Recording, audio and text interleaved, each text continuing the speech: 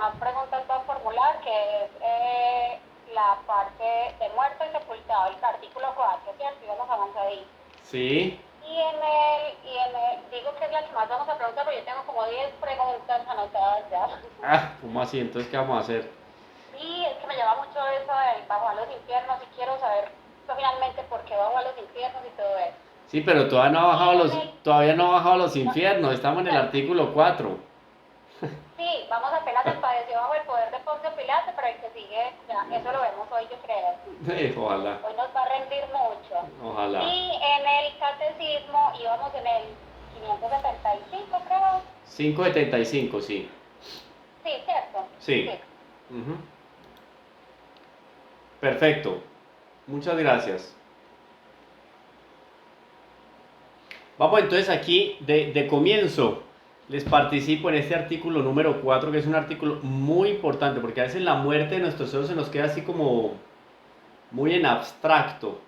Y es necesario tomar en consideración, hay varios elementos importantes al respecto de la muerte de nuestro Señor.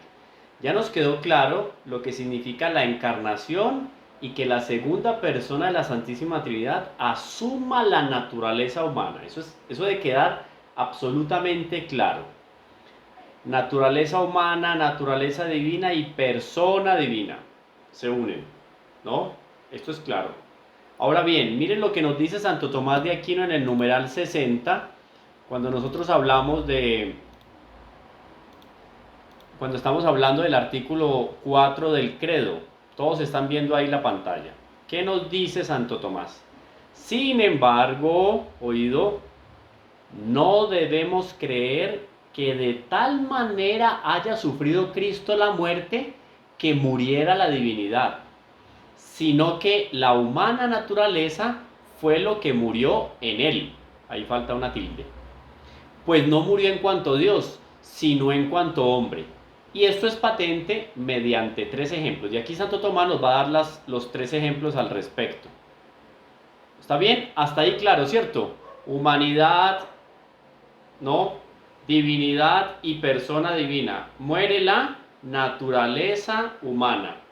Y la naturaleza humana de nuestro Señor tiene alma. Por eso es que tiene la posibilidad de morir, porque el alma se separa del cuerpo.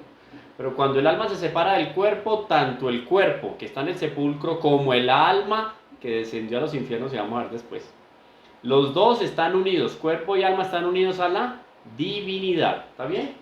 Bueno, yo voy a apagar por acá el... Ay, ya. Descansé. Bueno, listo, hasta ahí entendido. Diana Hernández dice que no se entiende. Diana, no estás escuchando bien. O ya sí se entiende. Diana.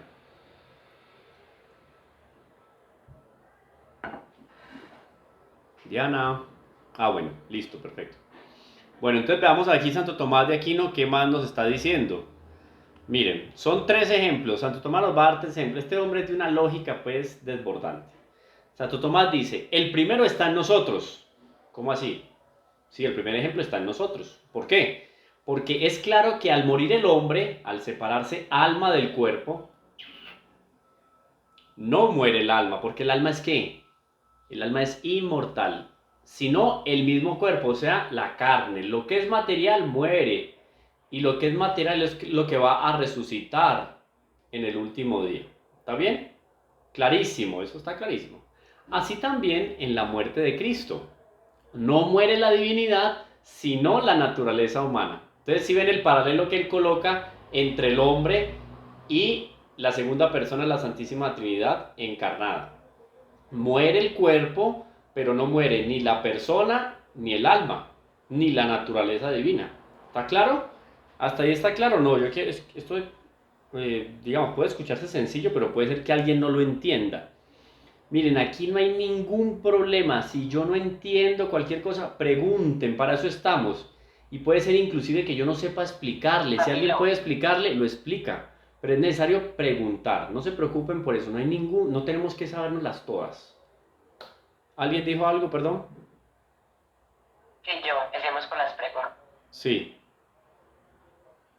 Eh, si solo murió su humanidad, porque se dice que fue un deicidio.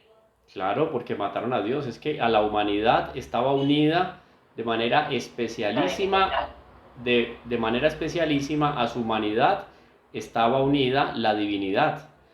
Tanto así que el cuerpo en el sepulcro es adorable.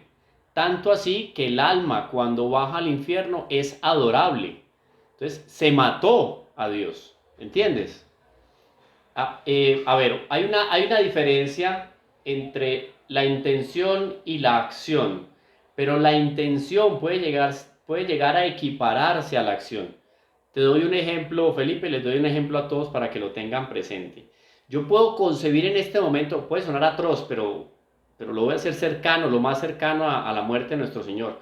Yo puedo concebir matar al vecino porque no me lo aguanto. Todas las noches no sé, hace cualquier tipo de ruidos, el hombre es insoportable, hace fiestas y yo soy un desesperado y un loco, lo que quieran, entonces yo no aguanto y yo concibo la manera de matarlo. Ya sé a qué hora se levanta, ya sé a qué hora sale, ya sé a qué hora tal, ya sé que no, tal. Concebí todo, yo un día martes salí decidido a matar al vecino, ya, decidido. Pero resulta que cuando yo ya iba a matarlo, se presentó un acontecimiento que evitó que yo llegara a consumar, ¿cierto? Ese acto delictivo, ese homicidio. ¿Por qué? Salió de mi voluntad. No fue intención mía no matarlo, el deseo mío era matarlo. Es tan grave el pecado mío solo de concebir el deseo de matar al vecino, de calcular todo, de organizar todo, que fue un acto externo, el que no permitió que yo llegara hasta las últimas consecuencias. Pero yo interiormente y mentalmente, yo concebí el asesinato. ¿Está bien? A Dios en cuanto Dios en su esencia divina, es imposible matarlo, destruirlo, aniquilarlo. Es imposible porque es Dios. Pero de tal manera Dios se unió a la naturaleza humana que cuando yo mato la naturaleza humana, cuando yo hiero la naturaleza humana, estoy hiriendo al propio Dios. Porque en cada célula de ese cuerpo humano concebido en el vientre de Nuestra Señora, en cada célula, en lo más profundo de cada célula, además de Dios estar presente en cuanto creador, está presente en cuanto segunda persona de la Santísima Trinidad, es el cuerpo de Cristo.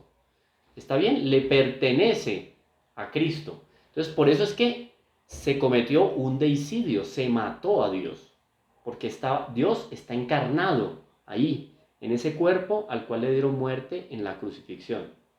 No sé si me entienden, Felipe y los demás. ¿Está bien? O sea que lo mismo sería cuando se pisa una sagrada forma. Cuando tú pisas en la sagrada forma, tú no tocas en Dios, pero tú ofendes a Dios como si estuvieras pisoteando a Dios. ¿Está bien? Que tú no puedes herir a Dios.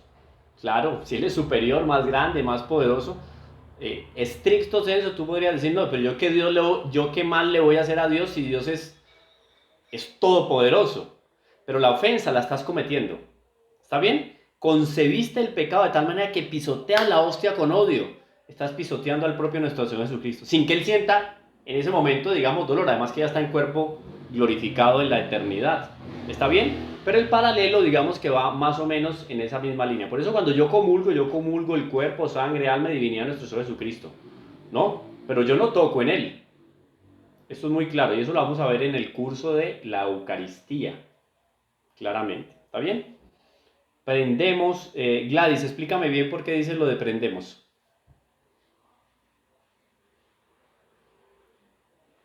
Gladys, puedes activar el micrófono y nos dices por qué dices ahí lo de prendemos. Ah, ofendemos. Ofendemos la divinidad de Dios, claro. Y es como si tuviera. Es como el. A ver, les doy un ejemplo.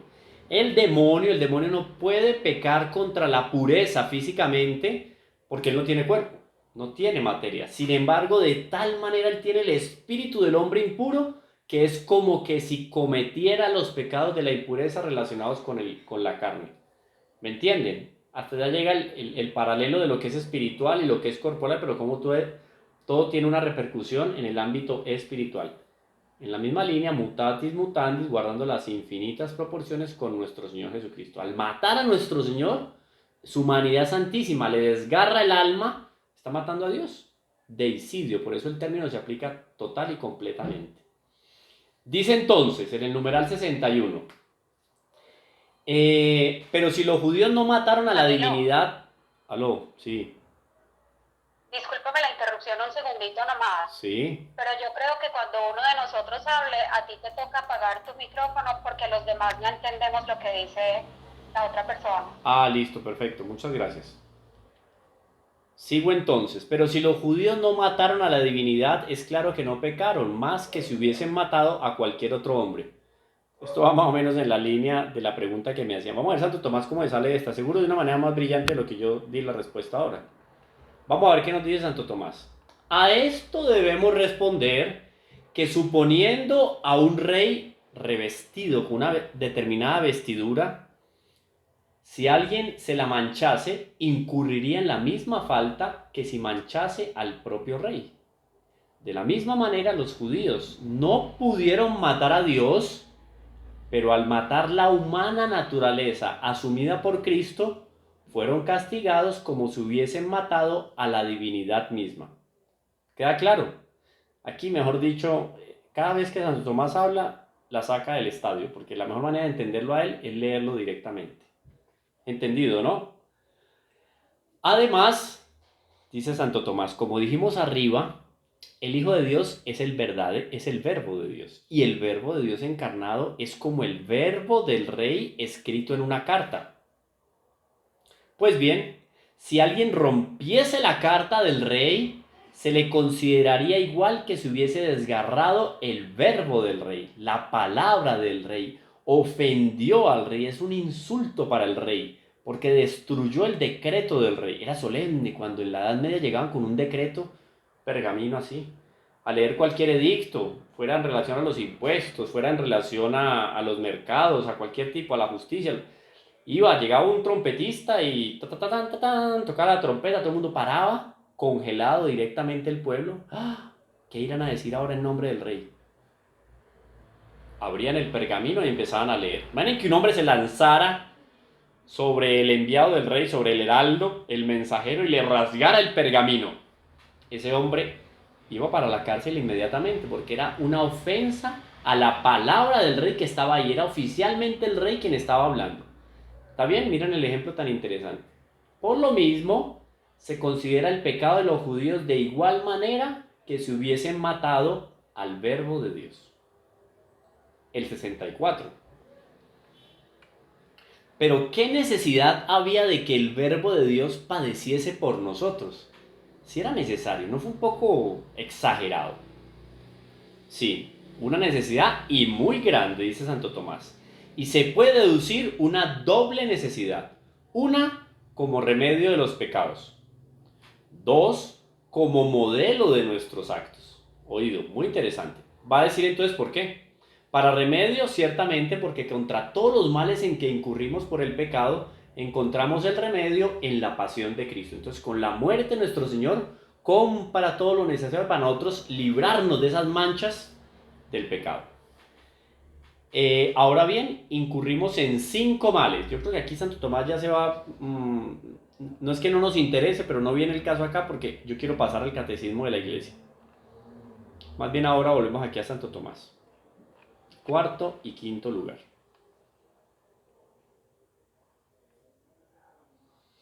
Leo el 71 y vamos para el catecismo. Miren qué interesante. En efecto, como dice San Agustín, la pasión de Cristo basta totalmente como instrucción para nuestra vida, modelo de vida.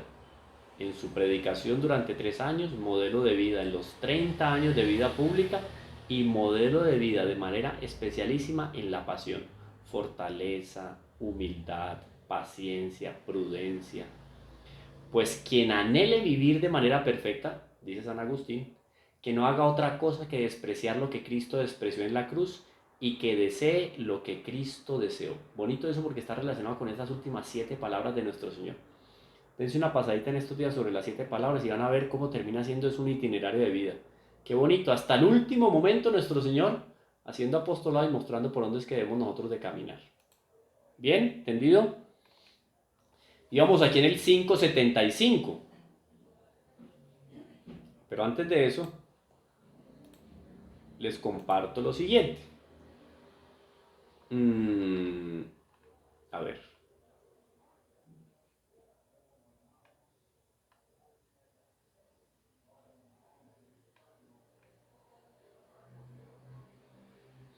Oído esto, escuchen. La muerte de Jesús, en efecto, no es la muerte natural propia de todo ser humano.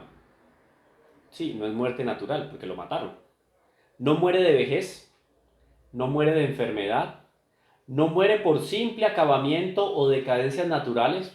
Se acostó un día y al otro día no levantó. No, su muerte es una muerte especial, prematura, claro. Es antes de lo que la naturaleza puede exigirle al cuerpo. Prematura, causada por seres humanos, muy unida a la vida y misión que Jesús ha desarrollado durante algunos años, y que no fueron demasiados, fueron solo 33 años. Ahora bien, Jesús, miren esto qué bonito, Jesús no retrocede ante la posibilidad, probabilidad y aún la certeza moral de su muerte como consecuencia de su actividad y su misión. Nuestro Señor tenía los días contados y lo sabía porque él leía en los corazones de los fariseos, de los escribas. Él sabía que estaban concibiendo su muerte, pero no la busca ni la desea. Es más, siente la natural repugnancia hasta el final de su vida y pide ser liberado de él. Es interesante. Aparta, Señor, de mí este cáliz. Porque es que nosotros naturalmente tenemos el deseo de ¿qué? De alejarnos de la muerte y del dolor. Claro, por eso la muerte es dolorosa. No es masoquista la muerte de Jesús, pero tampoco se aparta de su camino, que va a terminar en ese final en lo alto del Monte Calvario. La fidelidad a su misión está por encima de todo miedo. Esto es muy bonito. Ahí entonces hay un elemento formativo y pedagógico en la muerte de nuestro Señor. La fidelidad a su misión está por encima de todo miedo. Y eso tiene que ser punto fundamental para nosotros en el día a día. No importa lo que venga, yo sé que Dios está conmigo y yo voy a cumplir mi misión. Como padre de familia, en mi dimensión profesional, en el ámbito académico, yo estoy siempre confiando en Dios independiente de lo que se me presente día a día. Pues Jesús trata de cumplir la voluntad del Padre y la tarea para la que ha sido enviado al mundo.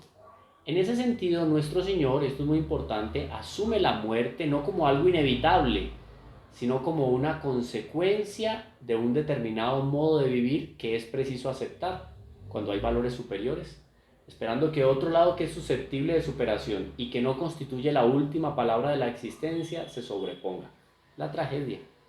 Esta actitud de Jesús ante su propia muerte es inequívoca y muestra su valentía y su arrojo de personalidad.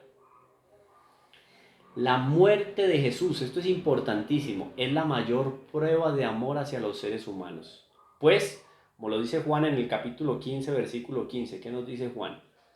Juan nos dice: nadie tiene mayor amor que quien da la vida por sus amigos. Nuestro Señor Jesucristo va hacia ella, de frente, como consecuencia de su actitud de amor y su deseo de entrega a la humanidad. Y dentro de la humanidad considerando los justos y los pecadores. Es increíble porque nuestro Señor en lo alto de la cruz está viendo toda la historia de la humanidad. Y va a haber hombres y mujeres que fueron fieles a esa muerte de Él, a lo que Él está comprando con esa muerte. Y está viendo hombres y mujeres que son infieles a esa gracia de la muerte de nuestro Señor. Y a pesar de todo ese panorama, nuestro Señor dice: quiero, Padre, y voy hasta el final. Bonito. Bueno, vamos a nuestro catecismo. Dice entonces el catecismo en el numeral 576. Lo están viendo todos ahí. A ver, un momentico, yo miro acá. Pregunta, Omaris, pregunta, listo, tranquila. Dale, ¿cuál es? Algo que siempre me ha llamado mucho la atención, dicen que cuando Jesús le abrieron la herida en el costado, se abrieron las puertas del cielo, ¿cierto? Entonces, ¿qué pasó con todos aquellos grandes que habían muerto antes del Antiguo Testamento? ¿Qué pasó con ellos? Pues a eso bajó Jesús a los infiernos, no delante, ¿no? Ahí está, cuando bajemos a los infiernos, cuando bajemos a los infiernos, les voy a contar en detalle, pero nadie había subido al cielo. En el cielo estaban solamente los ángeles, los justos, ni siquiera el propio San José, que seguramente estaba ahí. Y yo no sé si, si ahora lo encuentro rápidamente, lo leemos. Ah, perdón. Lo desactivé el micrófono. No, que eso es muy interesante lo que pregunta Somaris, pero la respuesta completa la voy a dar en el momento en que Jesús baja a los infiernos. Ahora solo te adelanto lo siguiente.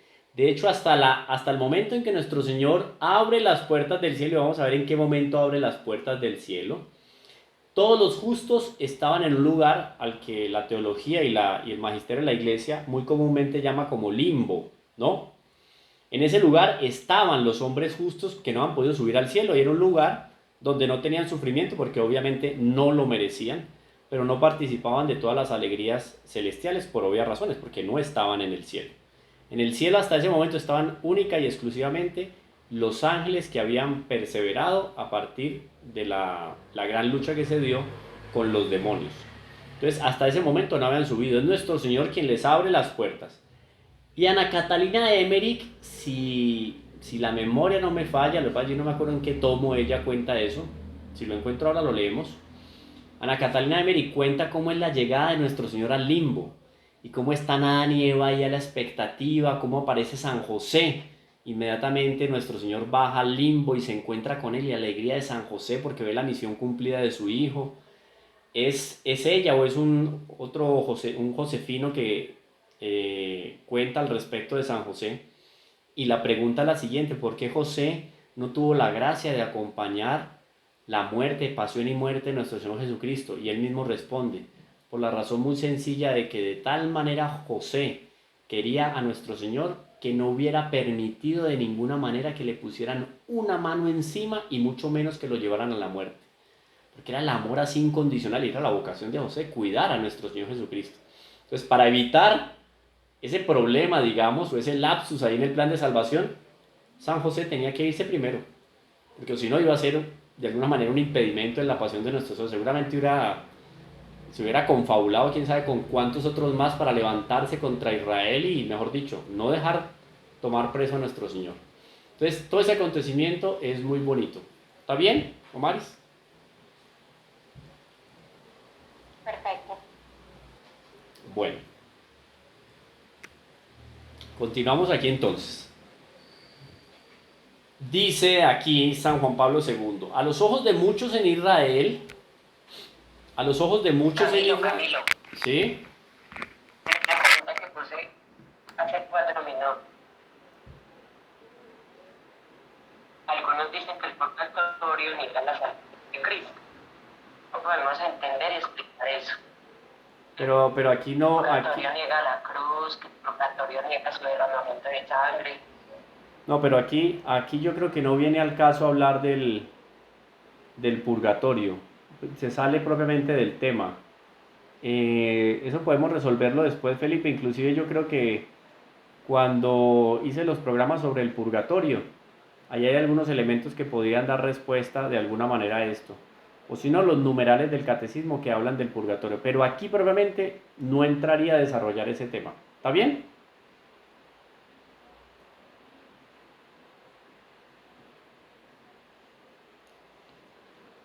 Perdón que me salí aquí de esto. Ah.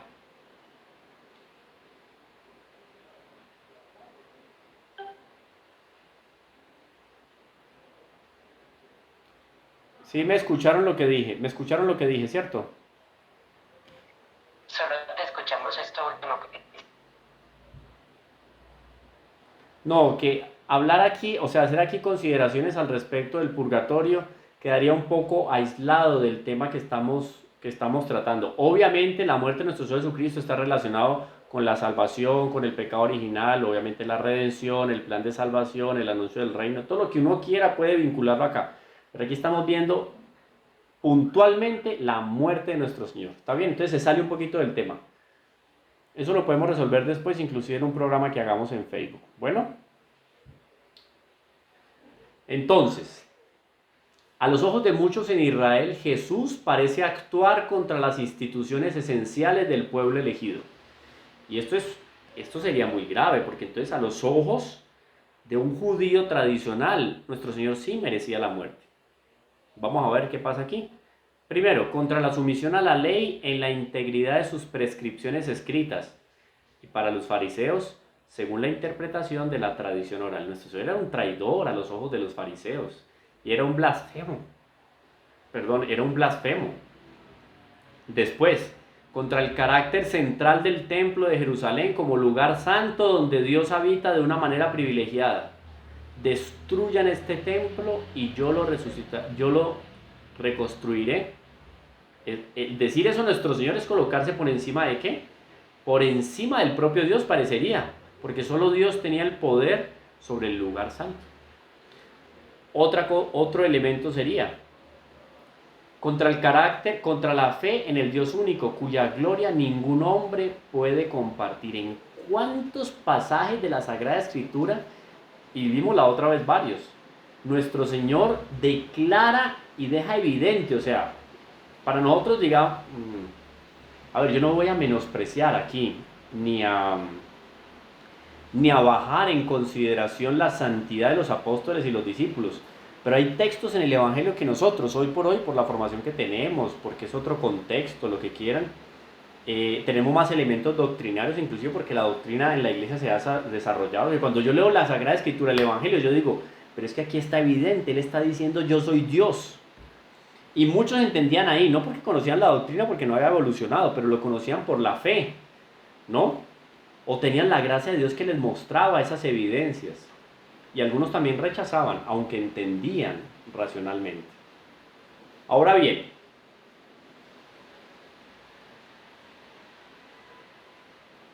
vamos un poquito más adelante, porque aquí se quedan detalles al respecto de la vida pública de nuestro Señor, y o si no, nosotros no vamos a avanzar nada.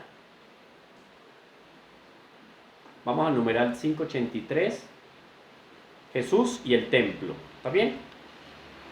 Vamos aquí. Como los profetas anteriores a él, Jesús profesó el más profundo respeto al templo de Jerusalén. Claro, es en honor a él que se construyó ese templo. Fue presentado en él por José y María 40 días después de su nacimiento, como todos los judíos. Atestiguado esto por Lucas en el capítulo 2. A la edad de 12 años decidió quedarse en el templo, Lucas 2:46, para recordar a sus padres que se debía a los asuntos de su padre. Por encima entonces de las obligaciones que la naturaleza a nosotros nos obliga, honrar a padre y madre está por encima de eso que honrar a Dios. Y nuestro Señor lo deja clarísimo aquí. Yo estoy atendiendo la vocación por la cual el Padre me envió. Durante su vida oculta, 30 años, subió allí todos los años, al menos con ocasión de la Pascua, que era la obligación propiamente para el pueblo judío, por lo menos. Así como para nosotros los cristianos es por lo menos comulgar una vez al año durante la Pascua. Su ministerio público estuvo jalonado por sus peregrinaciones a Jerusalén con motivo de las grandes fiestas judías. Jesús subió al templo como al lugar privilegiado para el encuentro con Dios. O sea, aquí está dejando claro con estos elementos subsiguientes, a partir de las preguntas que hicimos ahora, o más bien de los principios establecidos ahora, que nuestro Señor no estaba en contra de las instituciones, antes por el contrario, estaba aliado completamente a las instituciones. El templo era para él, ¿qué? La casa del Padre. De ahí entonces el acontecimiento que comentábamos la otra vez, que nuestro Señor se llena de ira divina porque está siendo profanada la casa de su Padre, su casa, que la del Padre es su casa. Látigo. El templo para él era la casa del Padre, una casa de oración, y se indigna, oído, ¿sí ven? Indigna. Se indigna porque el atrio exterior se haya convertido en un mercado. Ustedes se imaginan olores nauseabundos, cuánto bandido. Si Caifás y Anás fueron capaces de concebir la muerte de un profeta, digamos pues que no entendieron que era Dios, pero de un profeta de la categoría de Jesús, si estos dos miserables se confabularon para matarlo, ¿ustedes creen que no estaban llenos de amigos miserables y vagabundos? El lumpen y la escoria de Israel seguramente estaba al servicio de estos bandidos y eran las autoridades, máximas autoridades del pueblo de Israel. ¿Ustedes se imaginan el tipo de comerciantes que tenían metidos ahí? No crean que ellos montaron fundaciones y todo lo que salía de ganancia en el cambio de moneda y en la venta de víctimas para el templo era para los pobres, los huérfanos y las viudas. No, todo lo contrario. Si expulsa a los mercaderes del templo es por celo hacia las cosas de su padre. Y bonito esto. No hagáis de la casa de mi padre una casa de mercado. Entonces ahí sus discípulos, todos los discípulos y los apóstoles se acordaron del Salmo 69. El celo por tu casa me devorará.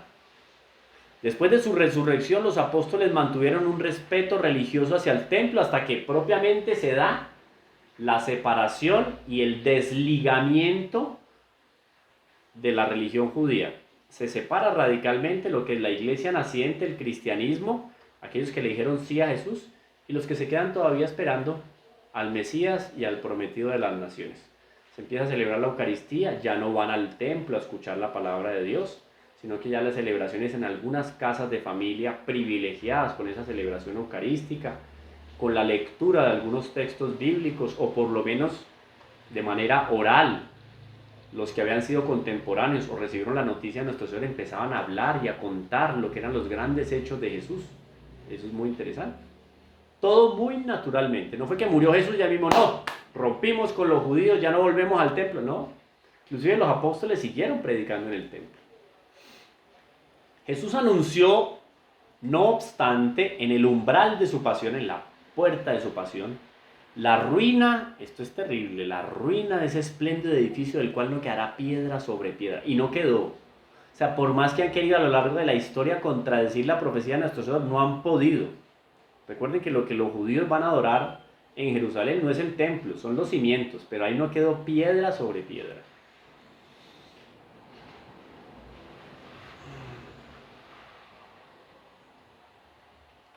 ¿Están escuchando? ¿Se está escuchando bien? Por aquí escucho.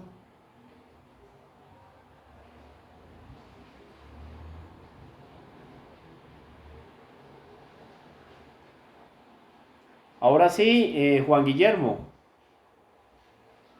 En este momento sí me es que a veces se escucha como un zumbido cuando estás hablando. A ver un momentico, yo creo que es por esto. Ahora, ¿mejor? Sí, ya mejor.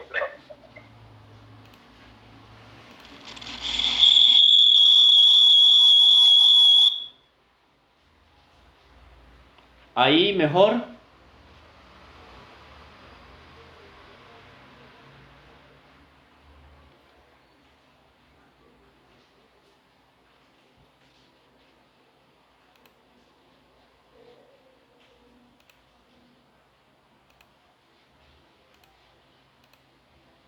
Ahí mejor. Ahí se escucha mejor. Sí, ahí se escucha mejor. Listo. Ahí. Perfecto. Vamos entonces aquí. A ver un momentico, yo trato aquí de organizar esto.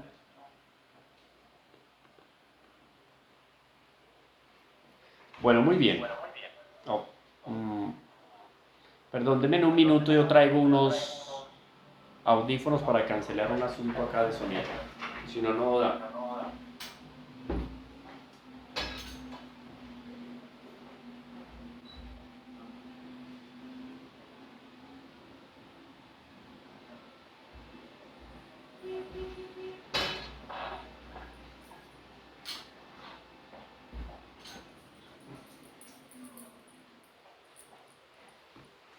Me tocó irme a robarle los audífonos a mi mamá.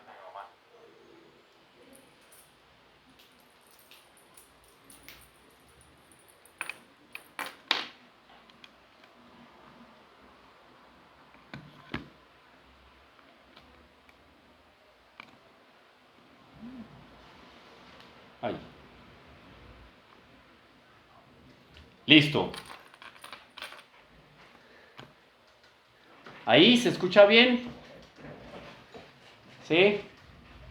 Sí, se está escuchando bien, Camilo. Excelente, listo pues. Bueno, hasta ahí entonces entendido. ¿Alguna pregunta? ¿O está claro? Entonces, aquí el catecismo, ¿qué nos quiere dejar claro? El catecismo nos quiere dejar claro aquí que nuestro Señor no contrarió de ninguna manera ni las tradiciones, ni el respeto a la ley de Moisés, ni el respeto debido y la reverencia a las instituciones, ni siquiera al orden jurídico y religioso establecido en el pueblo de Israel, nada. Nuestro Señor, cumplidor eximio de la ley. Es más, Él llega a decir, yo no vine a abolir la ley, para nada, vine a darle la plenitud del cumplimiento. Jesús anunció, no obstante, vamos en el 585, imaginen, nosotros tendríamos que llegar hasta la página 350, mejor dicho, bueno, creo que es hasta el numeral 1065, vamos por la mitad. Bueno, entonces nuestro Señor predice, profetiza que ese edificio no va a quedar piedra sobre piedra. Aquí hay un anuncio de una señal de los últimos tiempos que se van a abrir con su propia Pascua. Pero esta profecía pudo ser deformado por falsos testigos en su interrogatorio en casa del sumo sacerdote. Marcos 14, 57, 50. Vamos a ver qué nos dice Marcos. Yo voy a coger aquí la Biblia de Jerusalén y vamos a buscar Marcos. ¿Qué nos dice Marcos?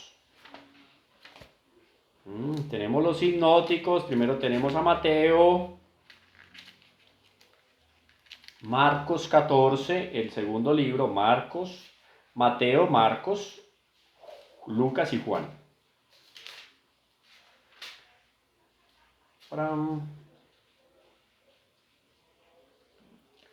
Estamos en el capítulo 14, 57. Dice entonces, la pasión y la resurrección de Jesús, oído. Ay, yo voy a prender esta luz acá. A ver.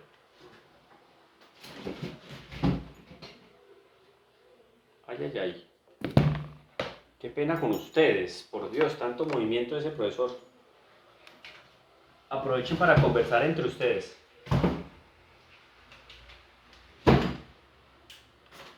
Ahora sí.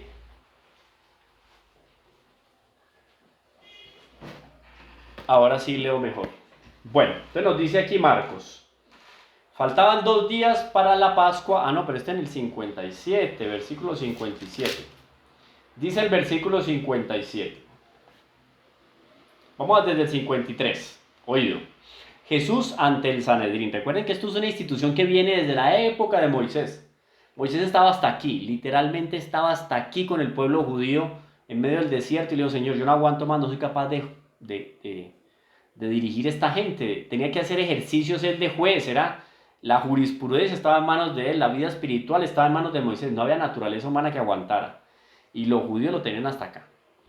Y el espíritu de Moisés fue transmitido a varios hombres en medio del pueblo en el Éxodo. Desde allá viene la tradición del Sanedrín. Oído pues, llevaron a Jesús ante el sumo sacerdote y se reúnen todos los sumos sacerdotes, los ancianos y los escribas, o sea, todo lo que era autoridad dentro de los judíos. También Pedro le siguió de lejos, hasta dentro del palacio del sumo sacerdote, y estaba sentado con los criados calentándose al fuego. Los sumos sacerdotes y el Sanedrín andaban buscando contra Jesús un testimonio para darle muerte, pero no le encontraban. Es que está aquí claro, nuestro Señor respetaba el templo, llevaba la ofrenda, entregó, pagó impuestos, todo lo que ustedes quieran. O sea, no había de dónde sacarle a nuestro Señor. ¿Le pusieron cuánta cascarita en la vida pública? Nada. Pues muchos daban falso testimonio contra él, pero los testimonios no coincidían. Miren cómo todo fue confabulado. Y hasta hoy en día, esta es la misma estrategia del demonio para destruir y desprestigiar a los justos. Oído. Repito. Los sumos sacerdotes y el Sanedrín entero andaban buscando contra Jesús un testimonio para darle muerte, pero no lo encontraban. Pues muchos daban falso testimonio contra él, pero los testimonios no coincidían. Algunos, levantándose contra él, dieron falso testimonio, como este. Nosotros lo oímos decir, yo destruiré este santuario hecho por hombres y en 3 días edificaré otro no hecho por hombres. Y tampoco en este caso coincidía su testimonio. Entonces se levantó el sumo sacerdote y poniéndose en medio preguntó a Jesús, ¿no respondes nada? Esta es la cara así del tipo, uy, o sea, horrible. Yo me acuerdo que una vez nosotros hacíamos unas obras de teatro en Semana Santa, en unos grupos de formación que teníamos cuando hacíamos misión. Y siempre para Anás y Caifás había que ponerle la cara de los más malos, con ojeras, nariz larga, mirada así pues de asesino. Imaginen ustedes cómo se acerca el hombre aquí delante de nuestro Señor para decirle eso. ¿Con qué autoridad se para delante del propio Dios? Para mí este hombre estaba poseso. De ahí para arriba pues en materia de entrega al demonio. Entonces se levantó el sumo sacerdote y poniéndose en medio preguntó a Jesús, ¿no respondes nada? ¿Qué es lo que estos atestiguan contra ti? Pero él seguía callado y no respondía nada. El sumo sacerdote le preguntó de nuevo, ¿eres tú el Cristo, el Hijo del bendito? Miren por Dios la declaración aquí. Y dijo Jesús, sí, yo soy. Y veréis al Hijo del Hombre. Otra vez aparece por aquí Hijo del Hombre. En estos días hemos estado hablando del Hijo del Hombre, oído. El Hijo, ya él sabía. Escribas y fariseos sabían quién era el Hijo del Hombre. Era el Mesías, era el Cristo. Nuestro Señor lo dice. Y la palabra de nuestro Señor era autoridad. O sea, es como cuando uno tiene una persona con la cual comparte mucho y uno le dice, pues, si yo te lo digo es así. La persona va a creer en la palabra de uno porque tiene confianza. Ahora, la autoridad de la palabra de nuestro Señor. Y dijo Jesús, yo soy, o sea, yo soy el Hijo del bendito. Y veréis al Hijo del Hombre sentado a la diestra del poder y venir entre las nubes del cielo. Esto no quiere decir que se salvó. Yo no lo voy a condenar tampoco al sumo sacerdote. Esto no quiere decir que se salvó. Esto lo va a ver en el fin del mundo. O sea, tanto glorificados y salvados como condenados van a ver al Hijo del Hombre. El sumo sacerdote se rasga las túnicas y dice, o sea, el tipo estaba indignado. ¿Qué necesidad tenemos ya de testigos? ¿Habéis oído blasfemia? ¿Qué os parece? Todos juzgaron que era reo de muerte. O sea, por una declaración fiel a la Sagrada Escritura, evidenciada y autorizada por los milagros de Jesús, por su predicación y por su presencia, lo acusan de blasfemia. ¿Está bien? Seguimos. 5:86. Lejos de haber sido hostil al templo, como de pronto lo llegaron a acusar, donde expuso lo esencial de su enseñanza, y en la sinagoga también, en el templo de Jerusalén y en muchas sinagogas, Jesús quiso pagar el impuesto del templo asociándose con Pedro. ¿Se acuerdan? Mateo 17:24. Entonces aquí están, esto es una defensa, esta es la defensa de nuestro Señor Jesucristo delante de lo que se lo acusa en la historia contemporánea de Jesús, en el propio Talmud. Por eso, aún más, continúa el catecismo, vamos aquí. Quiso pagar el impuesto del templo asociándose con Pedro, a quien acababa de poner como fundamento de su futura iglesia. Aquí estás, Pedro, tú eres Pedro y sobre esta piedra edificaré mi iglesia. No es como dicen algunos de unas denominaciones cristianas por ahí, no, es que hay que ver cómo Jesús habló. Jesús dijo, tú eres Pedro y sobre esta piedra edificaré mi iglesia. No es que Pedro era la piedra de la iglesia, no, eso no, eran cosas diferentes. Esa es la interpretación que la gente da cuando no tiene muy claro lo que hay acá adentro, ¿no? A veces la gente usa solo la cabeza para ponerse un sombrero o para peinarse.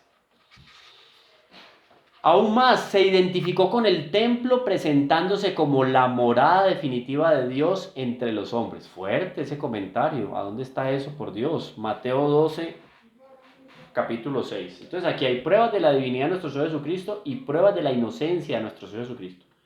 Estábamos en Marcos, entonces nos toca devolvernos a Mateo. Mateo 16, 18. Dice lo siguiente. 18. Vamos al 17 primero.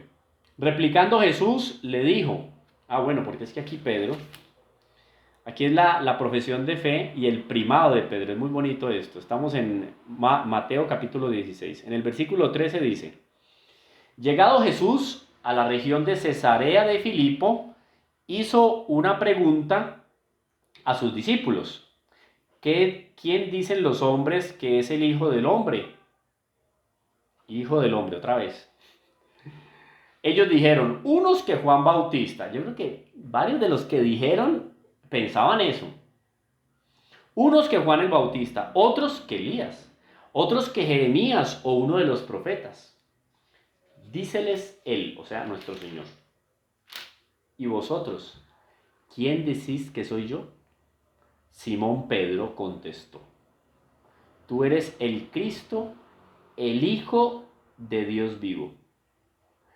Replicando Jesús dijo, bienaventurado eres Simón, hijo de Jonás, porque no te ha revelado esto la carne ni la sangre, sino mi Padre que está en los cielos. Fue una gracia que recibió en ese momento Pedro, fue una fidelidad, un acto de fidelidad a esa moción del Espíritu Santo, seguramente movido también por el ángel de la guarda, etc. Fue fiel y proclamó la divinidad de nuestro Señor. Y yo a mi vez te digo que tú eres Pedro, y sobre esta piedra edificaré mi iglesia, y las puertas del infierno no prevalecerán contra ella. A ti te daré las llaves de los cielos, y lo que ates en la tierra quedará atado en los cielos, y lo que desates en la tierra quedará desatado en los cielos. Entonces mandó a sus discípulos que no dijesen a nadie que él era el Cristo. Muy particular eso. Aún más, dice aquí, aún más se identificó con el templo presentándose como la morada definitiva de Dios entre los hombres. Por eso